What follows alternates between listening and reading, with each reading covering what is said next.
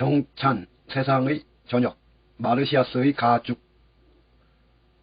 민주주의의 핵심은 인권이다. 국가의 공적 기관이 한 사람의 인권을 어떤 이유에서든 짓밟을 수 없다. 민주주의를 짓밟는 행위이기 때문이다. 그 한 사람은 그냥 한 사람이 아니다. 국민의 한 사람이다. 우리 모두는 국민의 한 사람이다. 그러므로 한 사람의 인권을 짓밟는다는 것은 국민 모두를 짓밟는 것이 된다. 정찬 소설가. 신화가 인류에게 영원한 이야기인 것은 인류의 무의식에 깃든 원형적 에너지를 품고 있기 때문이다. 마르시아스와 아폴론 이야기는 권력의 원형적 에너지를 품고 있는 빼어난 신화다. 마르시아스는 피리를 부는 목자였다.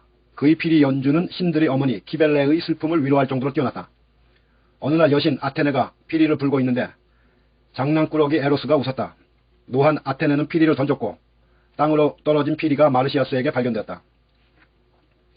그 후 마르시아스는 아폴론에게 누가 더 아름다운 소리를 내는지 겨루어 보자고 했다. 마르시아스는 피리를 불었고 아폴론은 리라를 연주했다. 마르시아스의 패배는 예정되어 있었다. 그는 인간이고 아폴론은 신이었기 때문이다. 패배의 형벌은 가혹했다. 소나무에 묶여 산채로 피부가 벗겨졌고 수족이 잘렸다. 마르시아스의 가죽은 강물 흐르는 소리가 들려오는 동굴에 버려졌다. 그곳은 암흑에서 암흑으로 가는 통로였다. 동굴에 버려진 마르시아스의 가죽은 그의 고향 프리기아의 음악이 들려오면 진동했다. 이 신화에 드리운 상징의 그림자에서 노무현의 죽음이 어른거린다. 노무현은 2001년 12월 대선 후보 출마 선언 연설에서 조선건국 이래로 600년 동안 우리는 권력에 맞서서 권력을 한 번도 바꿔보지 못했다.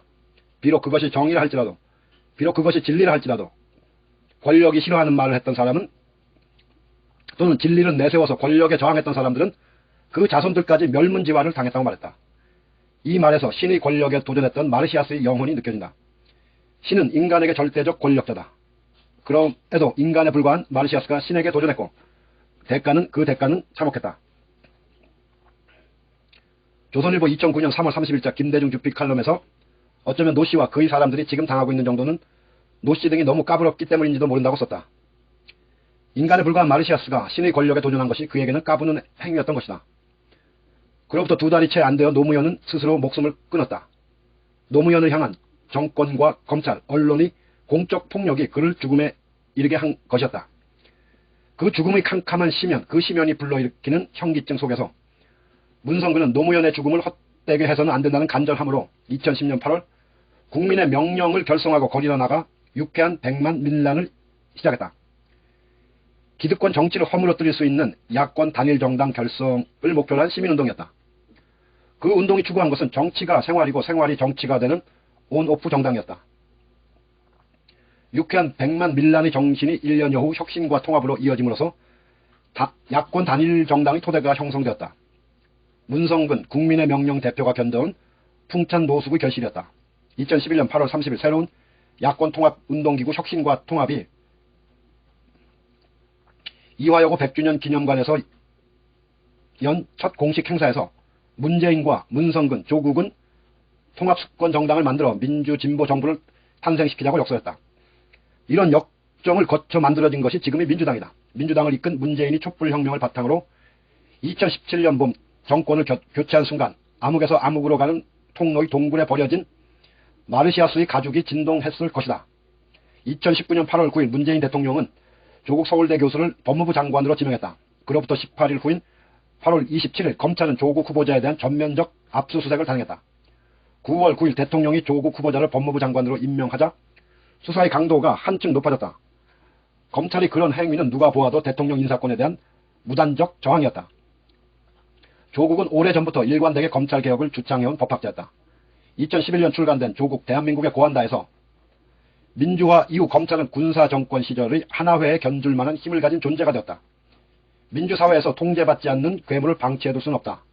주권자의 대표기관인 국회의 통제하에 있는 새로운 기구를 만들어서 통제받지 않는 괴물을 견제해야 한다라고 썼다. 검찰개혁의 기본 설계자였던 조국은 검경수사권 조정안과 고위공직자범죄수사처 공수처 법안이 밑그림을 그렸다. 검찰 권력 입장에서 그는 마르시아스 같은 존재일 수밖에 없었다.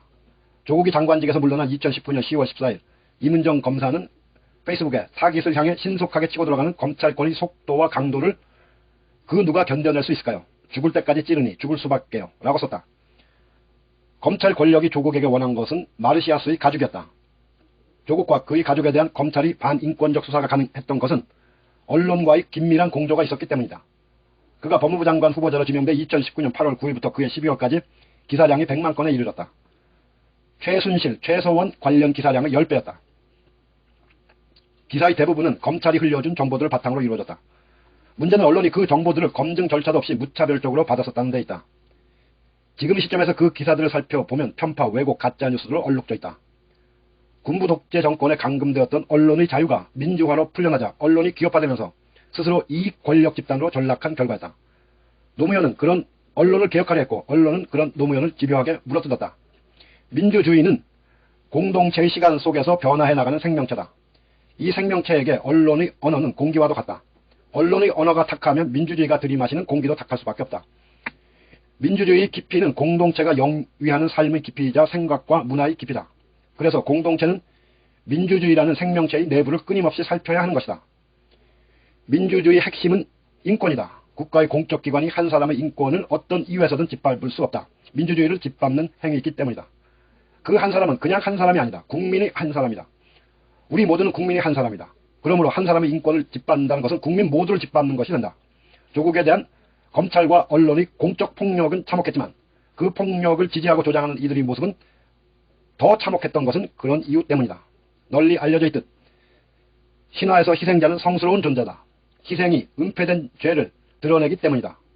노무현과 조국은 자신의 희생으로 무엇을 드러내었는지 한국 사회는 냉철히 무겁게 들여다보아야 한다. 한겨레신문